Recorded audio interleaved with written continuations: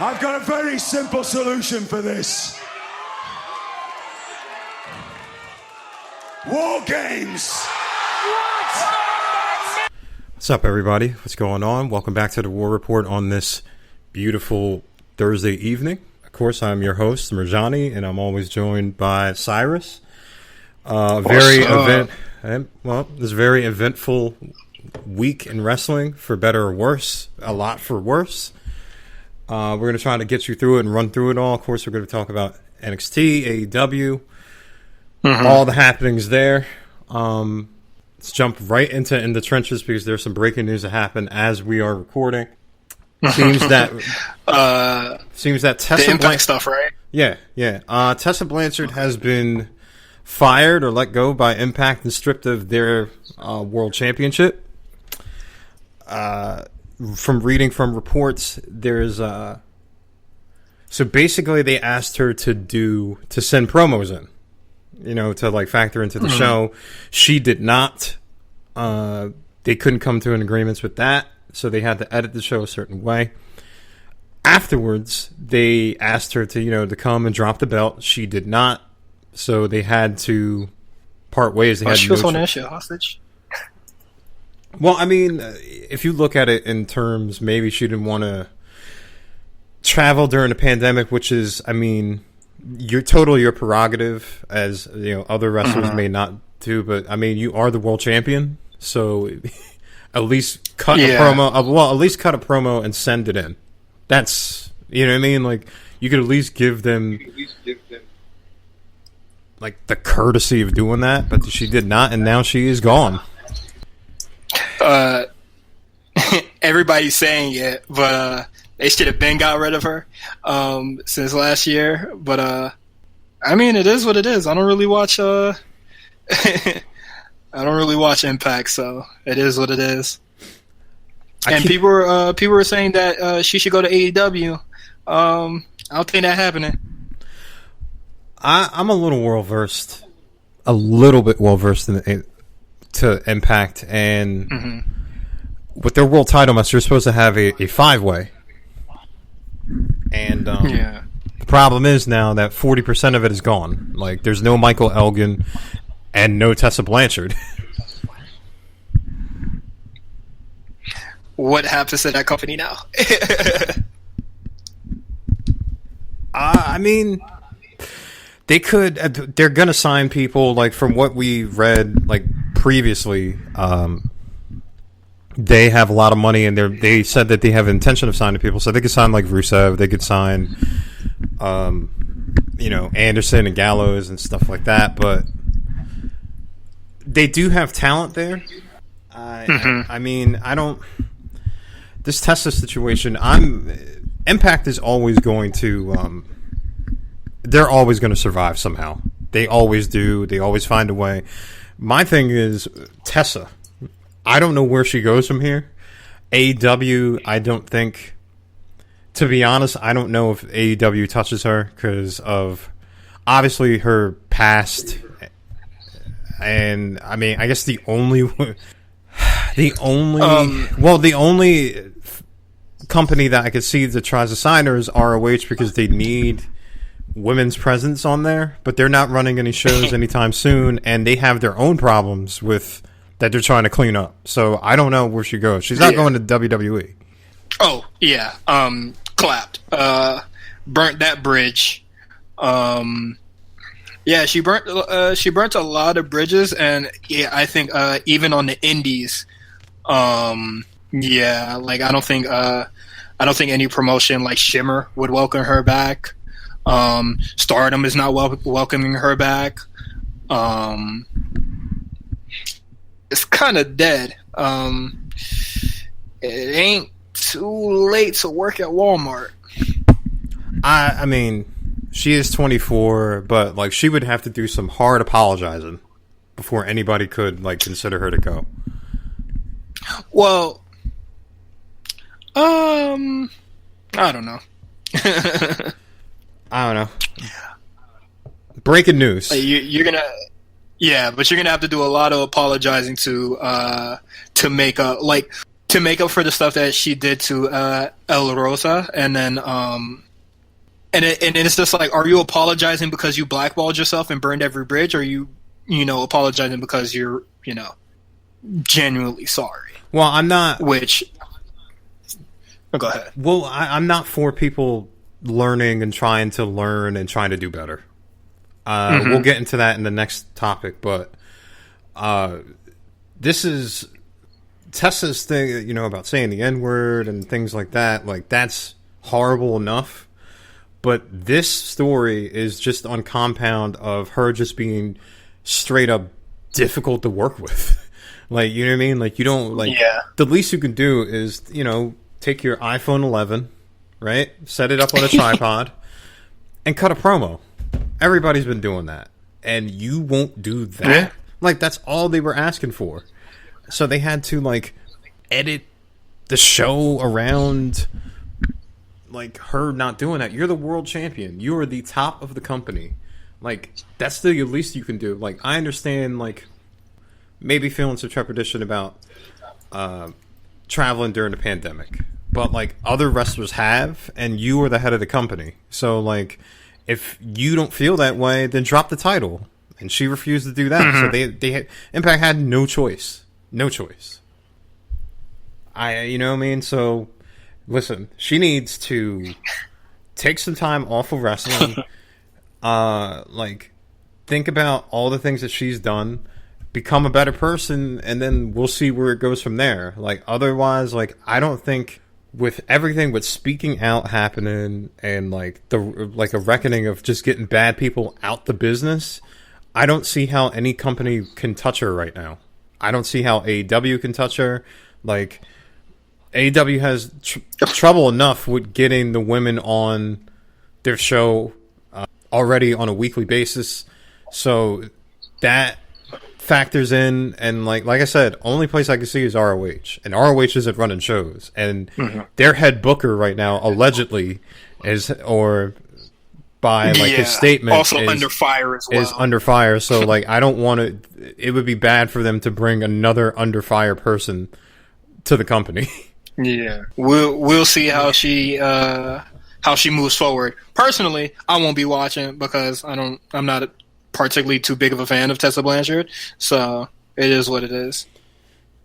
All right, moving right along. I think it'd be remiss not to talk about the Sammy Guevara Sasha fallout and comments and touch on that a little bit. Of course, everybody knows and has listened to the soundbite that Sammy's said, which is, I mean, we can all agree that is disgusting, and nobody should be talking about that so flippantly about things like rape.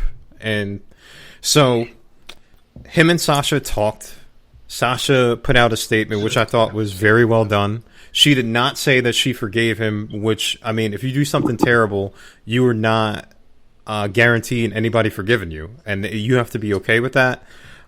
Sammy put out an apology on Twitter. He put out an apology on YouTube. He has to undergo sensitivity training, and AEW suspended him without pay, and then they donated his salary. So a lot happening there. I think donating his salary is heat. I think it was the right thing to do. Cool. Yeah. So, I mean, before I give any thoughts, like, what do you think about the whole situation? When I heard the clip, I was just like, oh, how bad can this, this is bad. During the whole, like, development of the whole thing, I saw a lot of people, like, I just, like, it's quarantine still, so I woke up midday, and then when I got on Twitter, all I saw was people being mad at Rhea Ripley, Braun Strowman, Alexa Bliss, and I was just like, you're misdirecting all your anger and all your, like, your frustration, because they didn't say what Sammy Guevara said. So it's just like, why are you on their ass? And then it really just became nothing. Well, like, it became a whole bunch of, like, nothing, and then Sasha released a statement, and I think that really should just... I think that was the end of the conversation. Like, the conversation started going to a downward spiral, where it started becoming more, like, just more WWE hate, I guess, and it was just like, this is not what this is about right now. But I'm glad Sasha handled it like an adult. She didn't put on a show for Twitter, which she could have did, but she handled it like an adult. I think, just kind of going into it, like, I read something that Renee Young said about her deleting Twitter off her phone, and I recently did that, and I think it's been amazing for me so far because I don't really see all those comments. I think that a lot of people, when we talk about these hot button issues, that like a lot of people kind of go from a thing of just anger and just kind of not really thinking through of things. Like, you know what I mean? Like, a lot of people... Twitter goes into, like, whenever something happens, Twitter goes into this weird berserker state where it just starts swinging on everybody. And then, after, like, probably a couple of hours, like, you get your retweets off and then it eventually calms down, or, like, they keep going. God knows. But, like, Sasha handled it very well. And that's all I could really say about it. Sammy Guevara, I didn't read or listen to both of his apologies. I personally really don't care. But yeah. And I think it is what it is with that. And also I think AEW definitely lost a key. Like, suspending him, they kind of lost a key player to go forward with these Dynamites and Fyter Fest. So there's also that as well. But it is what it is. Watch what you say, man. Well, I think... just kind of going off what I just said, like, a lot of people, I think we all would benefit more if we just kind of calmed down and just kind of thought about what we have to say before we said it. Because I know that, like, with issues like this, and especially with speaking out and everything that's happened at this point, it's a hot button issue. It's an emotional issue. Like, I get it. And things of that nature. In this situation, I'm not going to tell anybody how to feel. Like, if you feel that, Sammy Guevara should be fired, that's fine. You are well within your right. What he said was wrong. Like I said, nobody should joke about rape. And I think that with those situations and... thinking about, like, all the comments and all the stories that's made, like, especially men in general, we have to really police that in our own circles to say that is not okay. It really starts with us. And with Sammy Guevara, like, it's not an excuse that he was 22. When you are 22 years old, you are fully cognizant of saying things like that and and putting that out there. I will say, though, I did read and listen to his apologies. I did think that they were genuine. I do think that he was actively trying to learn from this and be a better person. So if he is genuine and he does the sensitivity training and he's able to use his platform going forward to show people, and especially a wrestling community that says some terrible things, that as a man, this is not okay for you to do, I'm okay with him coming back. I'm okay. Like, I'm fine with the suspension.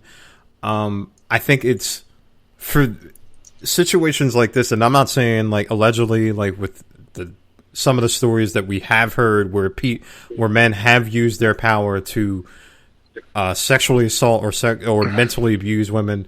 They definitely need to not be in wrestling ever, like, not hired and things like that. But with this specific case, if he really has learned and he really is trying to actively be a better person, I think that he should be given a short leash. But, like, if he wants another chance, I think that, like, if people want to give him another chance to do it, then okay. If people don't want to give him another chance, like I said, like, if Sasha doesn't want to forgive him for that, then he has to understand that as well. I think, either side is fine. Yeah, just harmless banter between two wrestlers dived into, like, something wild. But yeah, Sasha doesn't have to forgive him. And then, honestly, the world just keeps going forward, man.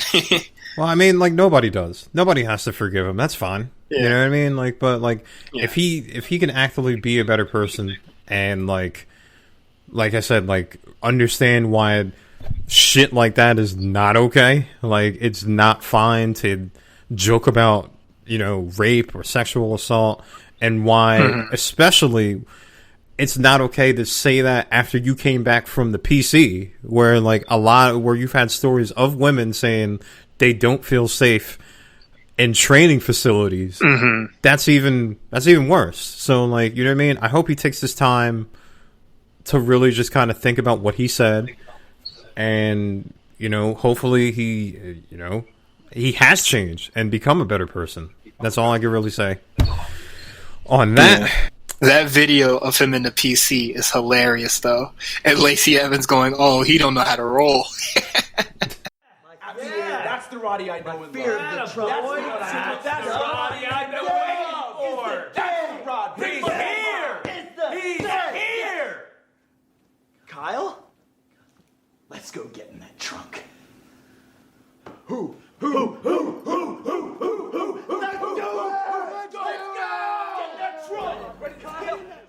Let's talk about NXT first. They are bringing back the Great American Bash. It's going to be 2 nights like Fyter Fest, which I thought it was funny that they just kind of announced that. Obviously, they're doing head-to-head. I mean, it's impossible to ignore that they're doing head-to-head with AEW, but it's cool. Especially now. Well, it's cool to hear that, you know, they're bringing back like a WCW property like that. So Rhea Ripley's in a feud with Robert Stone and Aaliyah. I did not see that coming. A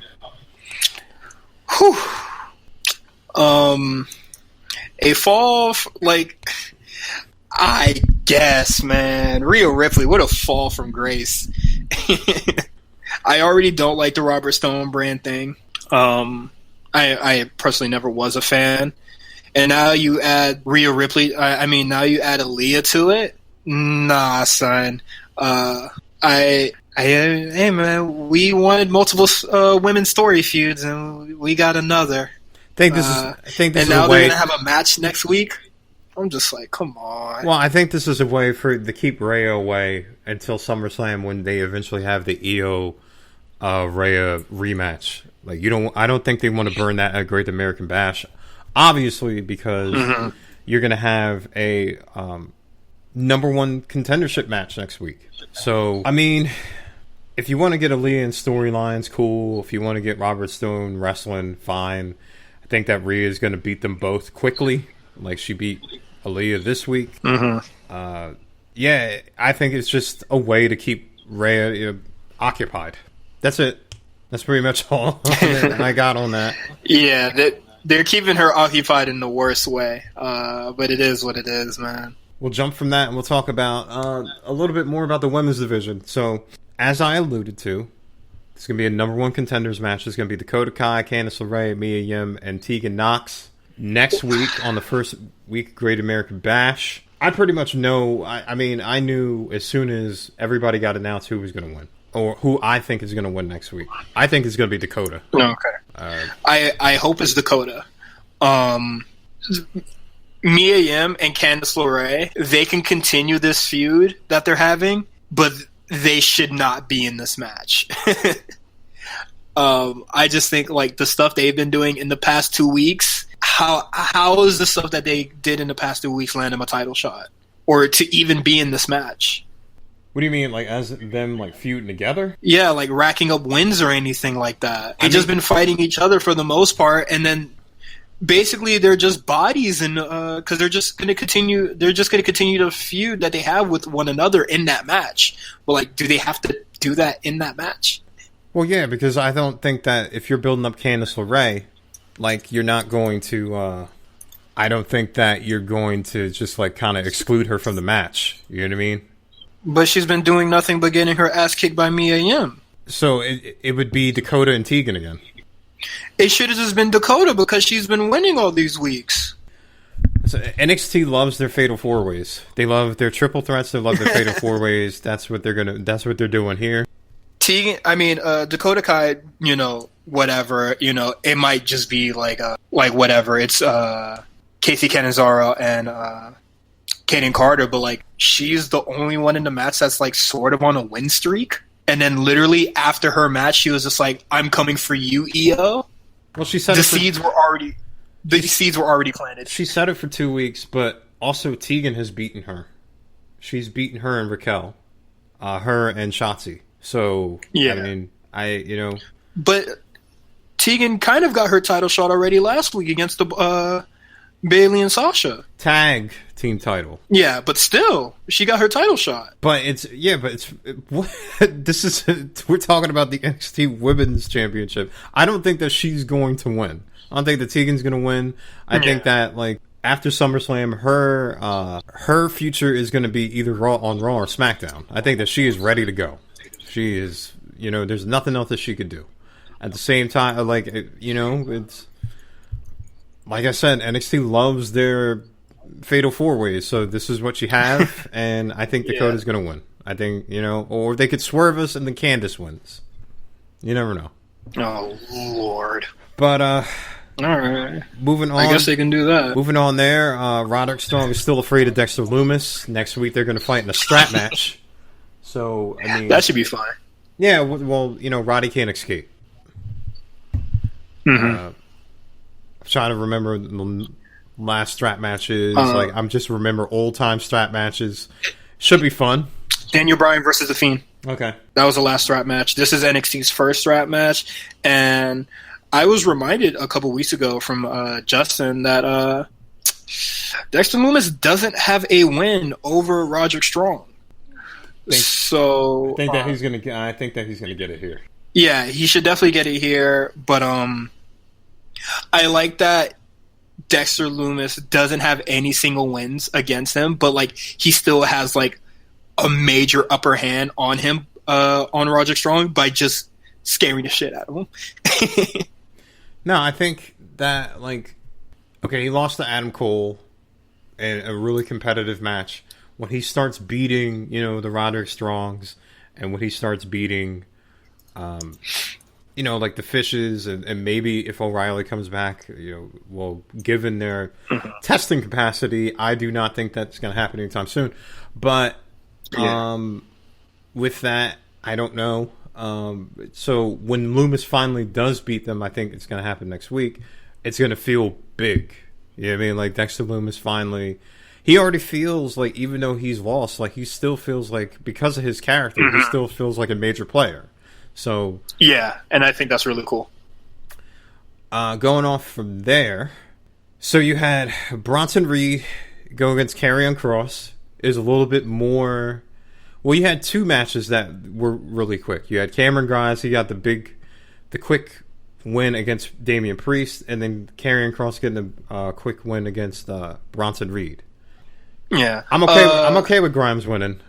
Priest was hurt. Yeah, he took advantage. Karrion Kross, it was a little bit competitive. It was hard hitting. It was quick. It needed to be it needed to be what it would, needed to be, and then it was over. Yeah, Bronson Reed got as much offense as he needed to get. It was cool. Yeah. Let's go ahead and let's talk about the main event. Keith Lee, Gargano, and Balor. I thought that this match, it happened the way I envisioned it in my mind. Two small guys teaming up on Keith Lee, him doing power moves, then the two smaller guys wrestling, and then Keith Lee overcoming. Nice. I would say watching NXT, I didn't really care about anything that was happening on the show. I just wanted to see this match, and it delivered. I like this match a lot. It does start out a little slow with Gargano and Balor trying to whittle him down, but then he just starts going wild. Keith Lee just starts going wild, and then it wraps up. It's not too long of a match, so I think that's fantastic. I'm curious to see where Finn and Johnny go after this. But in 2 weeks, we're gonna get Keith Lee versus Adam Cole, champion versus champion. I'm excited. Don't think I don't think that's going to have a definitive end. I'm still going to stand on that. I don't think that there's going to be something's going to happen where either Keith is going to like get attacked during the match or Adam Cole will. A lot of these guys both have enemies and a common enemy in Karrion Kross. I think it's going to be a good match. Keith Lee, I mean, he's been amazing. His matches typically have been recently, and like with Roderick Strong and things like that, has been through smaller opponents. I mean, look at the man. Like, this guy is a mammoth of a man. But I think Adam Cole and Keith Lee are going to be a show stealer when it comes July 8th. And yeah, I mean, I'm looking forward to see it too. I just don't think. I really think that Adam Cole and Karrion Kross is the move, and I don't know if you're going to do that with like Adam Cole being a double champion. I don't know how they're going to book that either. I'll worry about that when we get there, honestly. Yeah, I hope there's no shenanigans in the match, and we do get a definitive winner. But we'll see how Papa H books it. As it stands right now, you better reach down deep into those pockets and pull out a man-sized miracle, because that's what you're going to need to beat Le Champion, but it's not going to happen. And I'll tell you this, at Fyter Fest, the Orange Cassidy phenomenon is over, because I'm going to make sure that you, my friend, run out of juice. We shall see. All right, so now we're going to move on to AEW Dynamite this week. A lot of stuff happening. By your I'm guessing that you were down on it. Not too big of a fan of this episode, but I would guess a lot of things have changed on the show, but I was really only paying attention to the championship stuff. Like I was like really paying attention to Hikaru Shida, Penelope Ford, and then the Brian Cage thing. And I'm sold on Brian Cage, man. I really hope he wins it. Okay, Moxley was not here because he voluntarily took himself out, because it just came out that unfortunately Renee Young tested positive for COVID. We wish her that makes me very sad. We wish her a speedy recovery. I think she's going to be okay. Mox did test negative for COVID, so he'll probably be back in time for the championship match. I think Brian Cage and the squash match looked terrific. I'm looking forward to that, how that championship match shakes out. I think they're fighting July 8th. I don't want... Oh, they're going to be fighting... they're going to be night one of it? No, they're night two. So let me run down the card. Let me run down the card real fast. So July 1st, next week. Hangman Page, Kenny Omega, best friends of the tag team titles. Cody and Jake Hager for the TNT Championship. You got Shida and Penelope Ford for the Women's Championship. Jurassic Express, Jungle Boy and Luchasaurus versus MJF and Wardlow. And then Private Party against Santana Ortiz. Private Party will be with Matt Hardy. The next week, Moxley Cage, AEW World Title. Chris Jericho and Orange Cassidy. Lance Archer and Joey Janela. Nyla Rose, that's to be announced.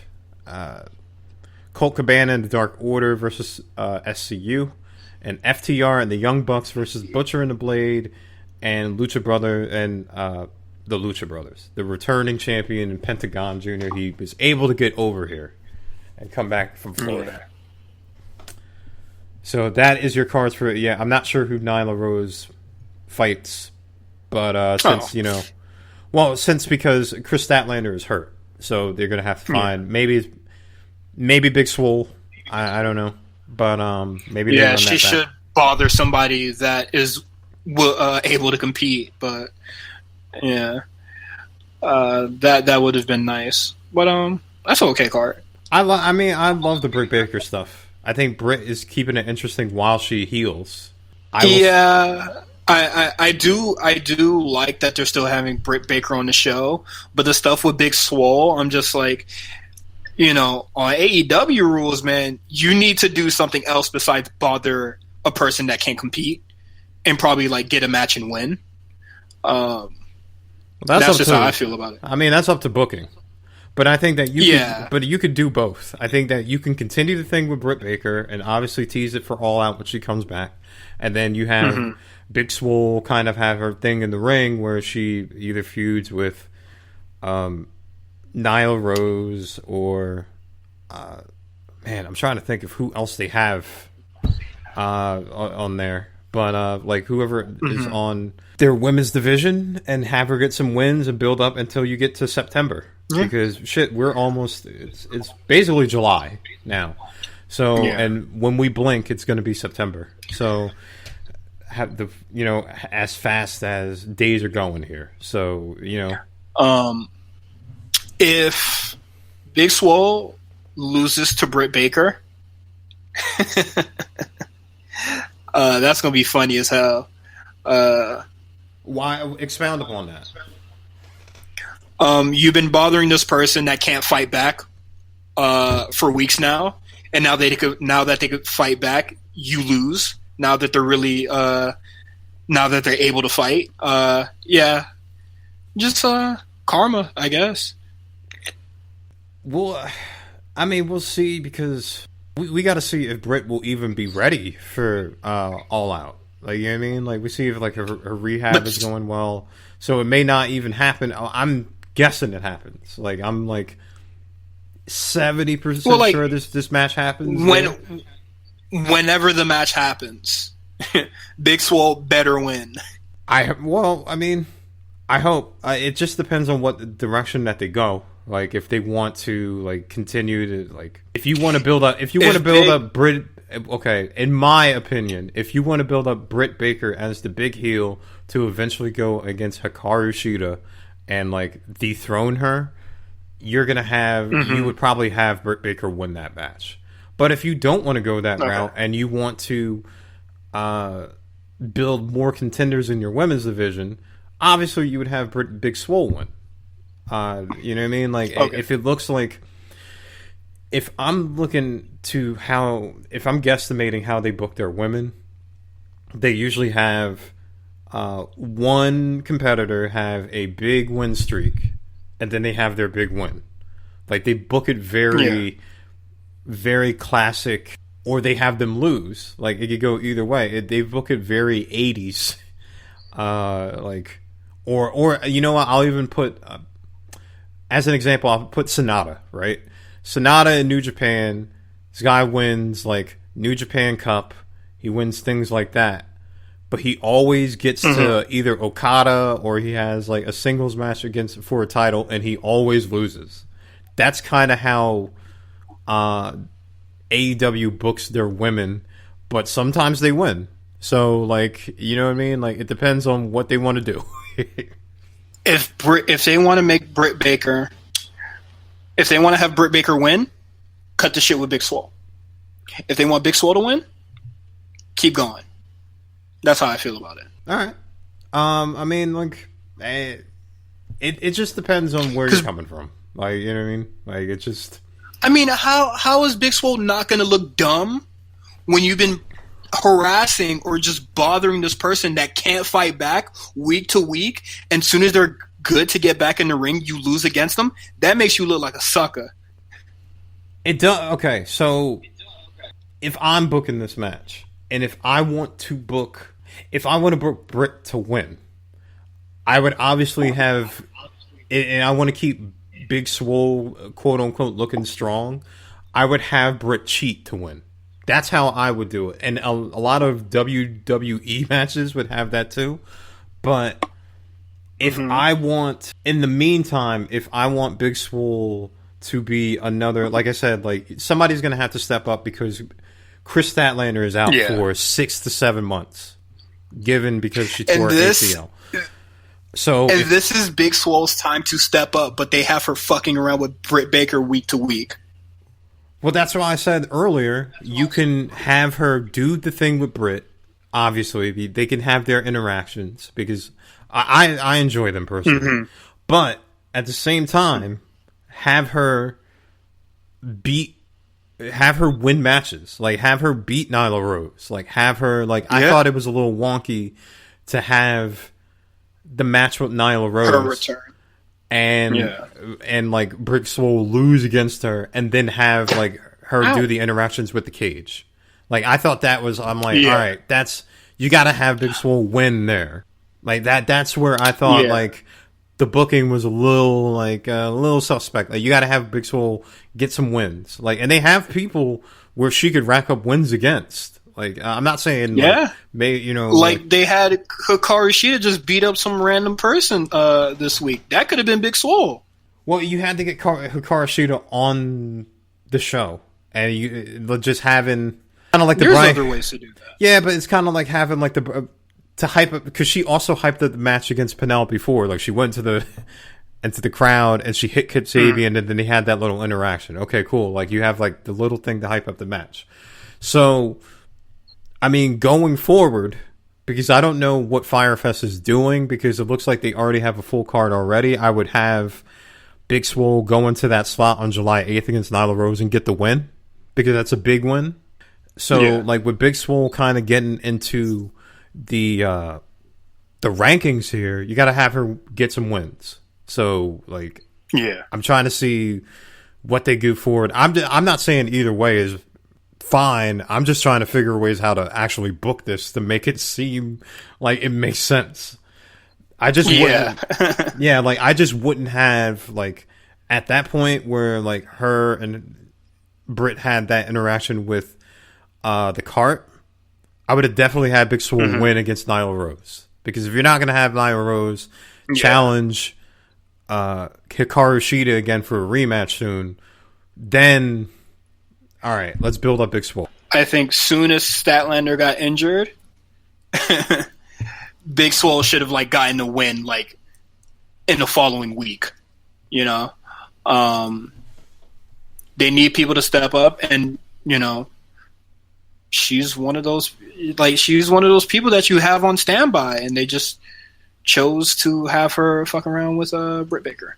But we'll see how they go on with that. Hopefully, they do something better with it. Well, let's talk about the Jericho Orange Cassidy ending segment. Good. I'm actually really hyped to see this match and how they're gonna do it. Like they have done a really good job not only keeping Orange Cassidy's cool character, but also showing another side of him that is aggressive. Like I think the past 3 weeks he has bled every single week. I think this week was not intentional, because when they blade, they don't bleed from the ear. Yeah, I'm like, ooh, he's bleeding from the ear. Like hopefully that's not an eardrum or something like that. But this is a good way to keep Jericho occupied. I think that this is going to be a good match between them, especially with, like July 8th. There's a lot of, I mean, you got to figure that the FTR and Young Bucks and Butcher and Blade and Lucha Brothers match is going to take up some time. Oh boy, is it! Well, I mean that and the Moxley Brian Cage match. You only have 2 hours for this, so like this is like a pay-per-view within a Dynamite episode. So I think they're going to get a little bit of time. Maybe I'll say like 10 minutes. 10, 12 minutes. And this 8-man is something that you really just throw on a regular Dynamite, and then you get the actual pay-per-view match like next week. But man, this 8-man is going to be ridiculous. That 8-man is a whole lot of feuds in there. Like that's just like, all right, man, let's try to fit as many tag teams as we can into a match. And it was just like, during pandemic time, you don't need to squeeze as much people as you can. I mean, obviously they're doing the whole FTR Young Bucks thing. It's big that they got the Lucha Brothers back. Like it was big that they got. I think that's very cool. But this could have easily just been the Revival versus the Lucha Bros, and then that could have been it. That could have, but they also are in a feud with Butcher and Blade. Listen, I don't know. It didn't need to go that deep. Butcher and Blade, like, I'm glad they're doing stuff with Butcher and the Blade, but, like, nah, son, you guys already got beat.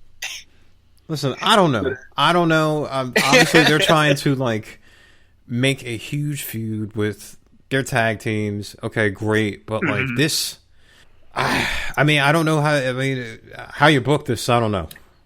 I don't, yeah. Obviously, they're winning. That well, yeah, without like the faces are gonna win. Like if the heels win here, it'd be a big ass shock to me. But unless you want to prolong this, I think they could do some good stuff if they lose here. Depending who takes the pin here, like let's say one of the Young Bucks take the pin, and then they cause the revival of the match, and you know that kind of just like stirs up some more animosity towards them. It was just like, we didn't lose, like we didn't take a pin here. You guys lost, like you guys ruined it for us. Like that's an interesting route that they can take it. I would rather them take that route, but knowing AEW, they're going to have FTR and Young Bucks win, and then they're just going to go through the whole respect thing. I hope they go the way that you just said, but like I'm 50-50. I don't know. That's just something I hope to see. I think that would be a interesting route to take, rather than just beating the Lucha Brothers again, and then don't have Lucha Brothers come back and then have them lose, especially in an 8-man. Yeah, and then and it's interesting because Butcher and the Blade gets a win, and they're on the. Well, I guess they're not on the board, but they racked up a win, and that's important. Still, maybe. It may not be in the regular tag team rankings because it's an 8-man tag team, so I don't know how that even factors into the there's rankings. Also that. The rankings are so ridiculous, man. Let's talk about this Cody and Hager press conference real fast. Hager shows up late. Do we have to? Basically, Hager shows up late. He does this thing. They do like the whole posing thing like they do in UFC. He puts his fist in his face, and then there we go. Cody, cuts a promo. So does R. Anderson.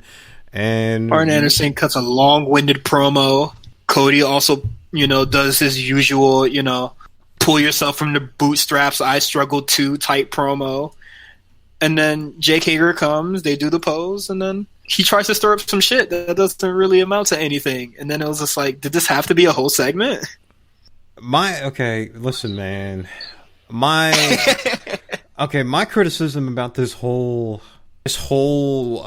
feud is that it feels like it's very thrown together. Like, out of everything on the card, like, I just don't think that it had enough steam to even, like, get me invested in it. So, like, the whole, like, Jake Hager, like, him being, the guy to challenge Cody, I'm just like, cool. Like, it's just another...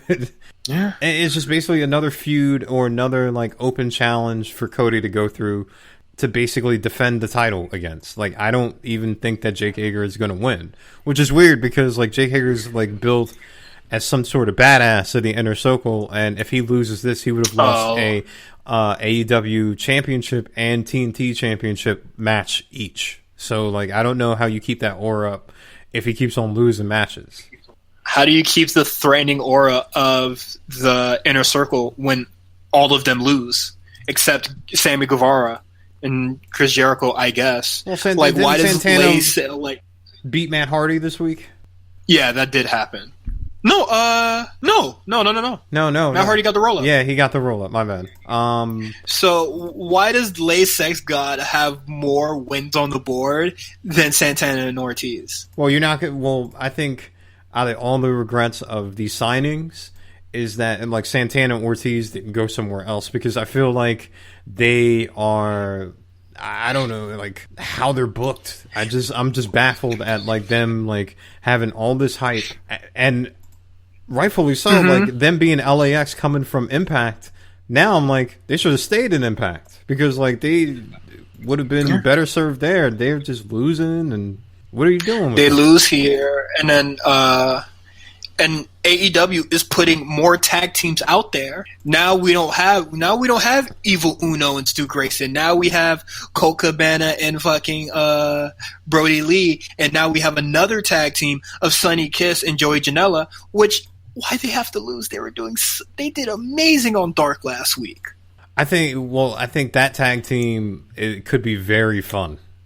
I like Joey Janela and Sonny Kiss together. Like that's pretty fun. Yeah, I think that's great. But then cutting them at the knees or really stunting their momentum by having them lose to the Dark Order, but not even like the Dark Order. They lost to Colt Cabana and Brody Lee, not Stu Grayson and Evil Uno. Well, they're trying to. What they're trying to do there is kind of further the storyline because you're going to have that triple threat, right? So you're going to have Colt Cabana. Not the triple threat, like the 6-man tag. So like you have Colt Cabana, who's not sure if he's even in the Dark Order. Brody Lee is kind of like taking him under his wing, going against SCU. So and Stu Grayson is actually in that match. Funny enough, but yeah, I don't know. I think that if I'm putting on my future booking hat here, I think that Cabana is going to turn his back on them. He's going to like swerve them, I think, eventually. And then like it's going to be Brody Lee versus Colt Cabana. Oh, I don't want to see that. I just see that coming from a mile away from years and years of watching wrestling. Like it's just like, oh, okay, like he's going to swerve them, like, because you can't add yet another person to the damn Dark Order. It'd be like 10 people. Yeah. So I think Anna Jay is very important because then they'll have like, they can get some hold on the women's division. Like I think that's cool because she's not going to be in the space of the men. Yes. She has her own Dark Order lane to like stay in. That's cool. Colt Cabana? No. I mean, they're trying to do something different with him. I just don't. I don't buy him as a heel. I would just never buy him as a heel. Like, oh my god, like Colt Cabana. Oh, how could he? Like, he's just. I'm not a fan of Colt Cabana. Well, I mean, like you hear like the. You're not gonna make me care about Colt Cabana in 2020. Well, you hear the theme song like Colt Cabana, like, you know what I mean? Like I can't like buy him as like being like this evil guy who is like under the guise of Dark Order.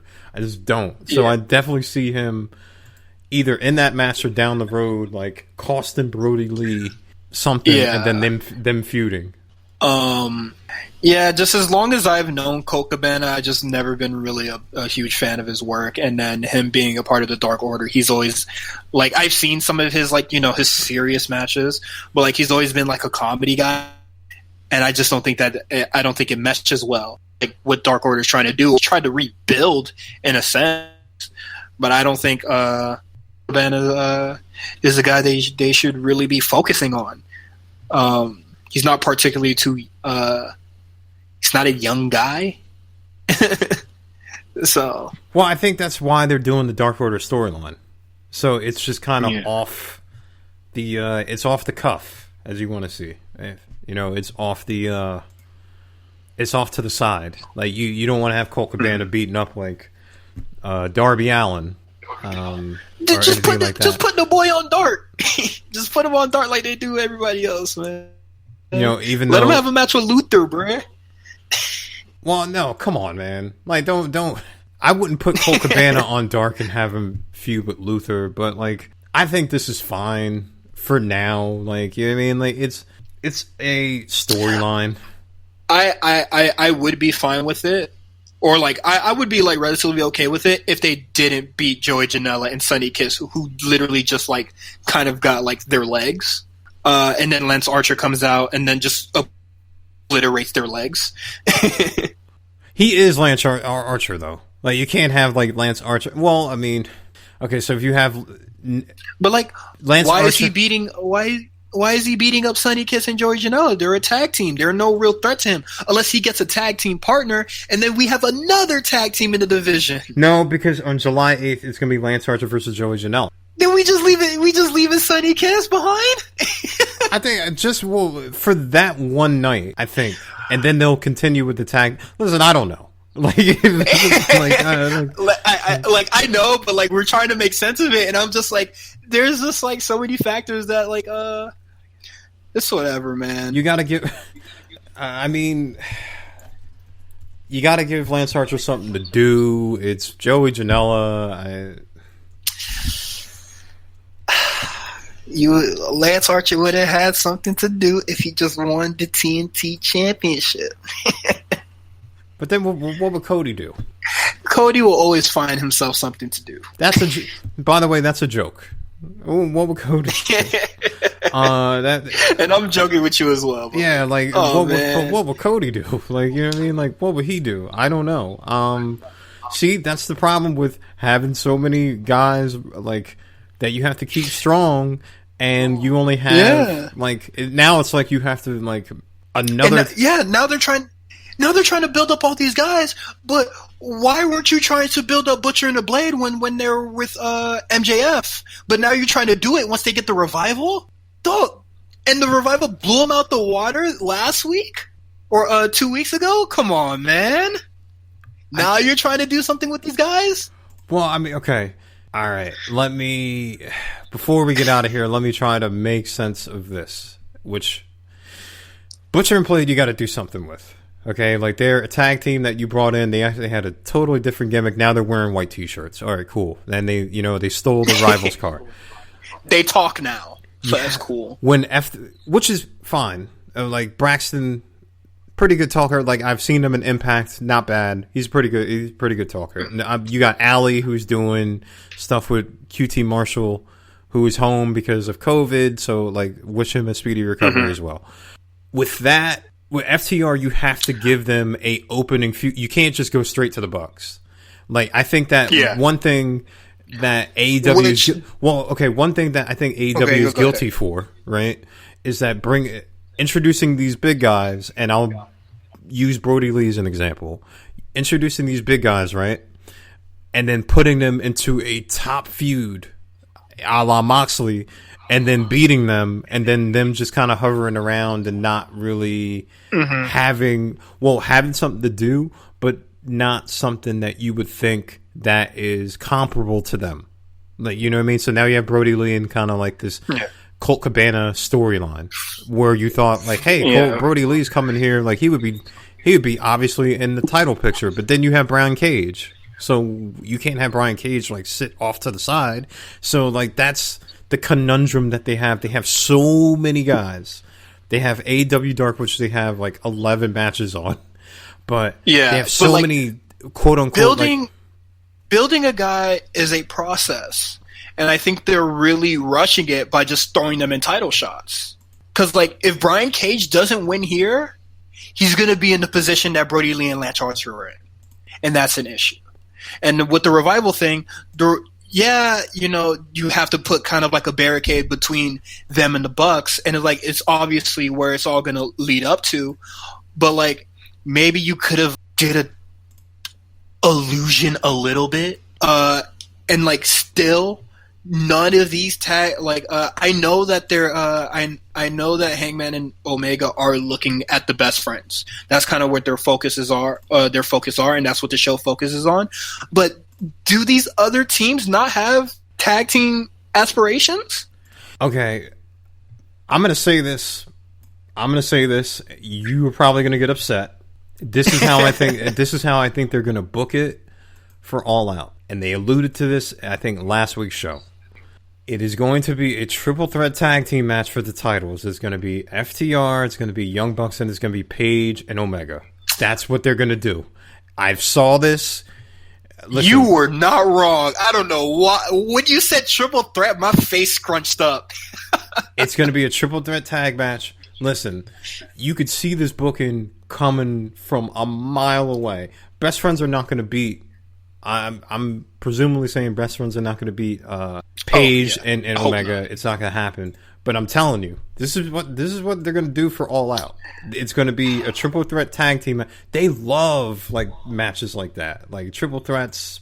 Yeah, and it's always like positively received, from their peoples. So when done right, you got to do it right. There's a science to booking those matches where it's not overdone, but like just throwing guys into damn matches like.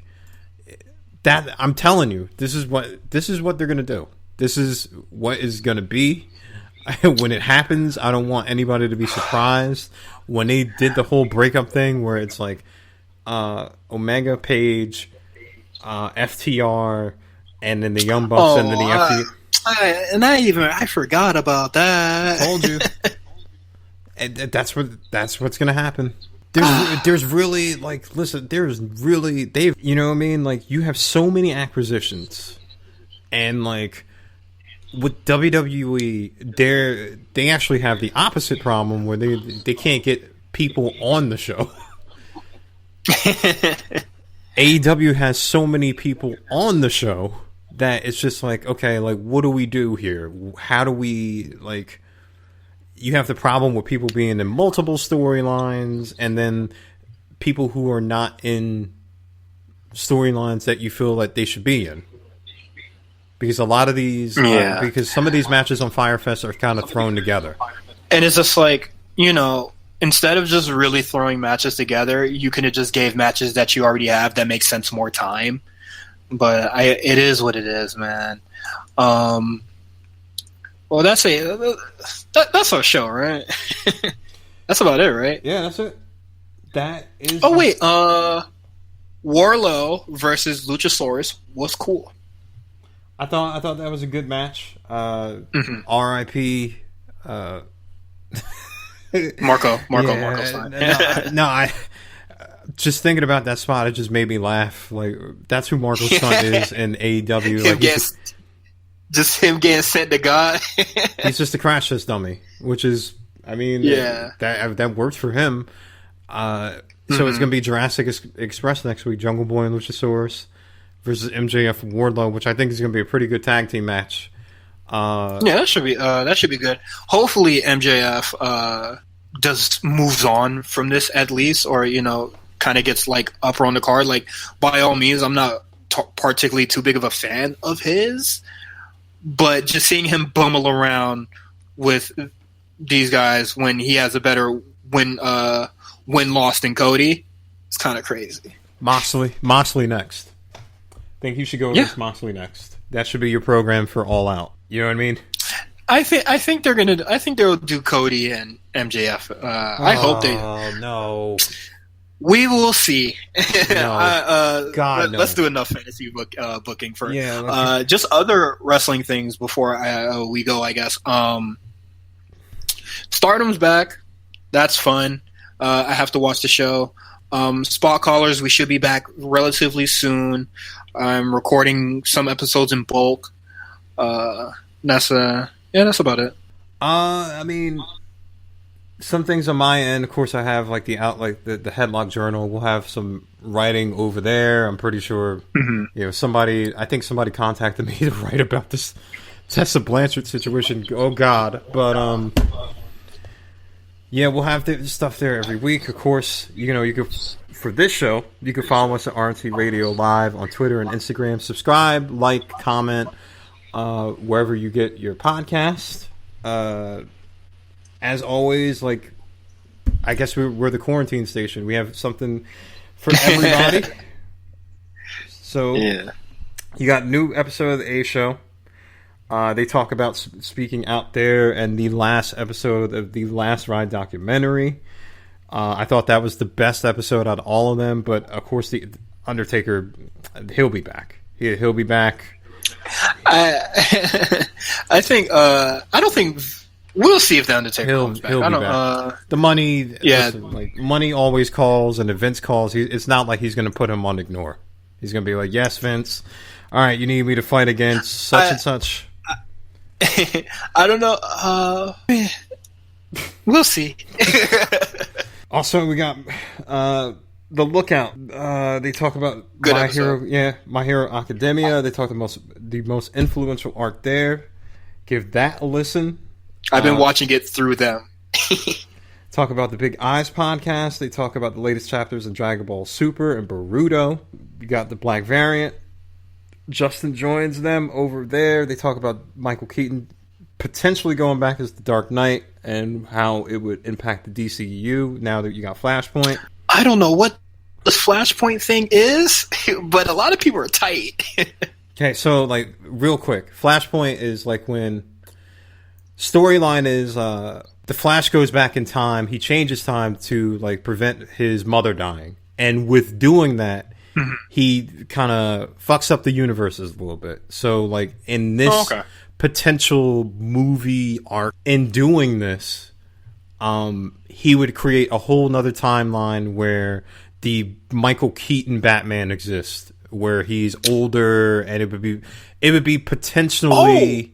It would be that's heat. Yeah, it would potentially be like lay the groundwork for Batman Beyond. So like he would take the mantle, like, so if you saw like Ben Affleck, he plays more akin to the Dark Knight Returns Batman, like the older Batman and Batman vs Superman, and now like Justice League or the upcoming Justice League, the Zack Snyder cut of Justice League that's coming on HBO Max. So you have that, and so.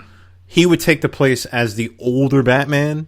It would be like its own DC universe, and then like the Robert Pattinson Batmans that's coming out next year, it would be its kind of its own thing.